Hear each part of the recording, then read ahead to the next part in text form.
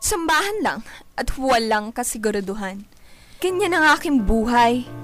Basta ang alam ko, isa lamang akong simpleng babaeng sumasabay sa agos ng buhay. Humaharap sa araw-araw na di ko alam ang patutunguhan.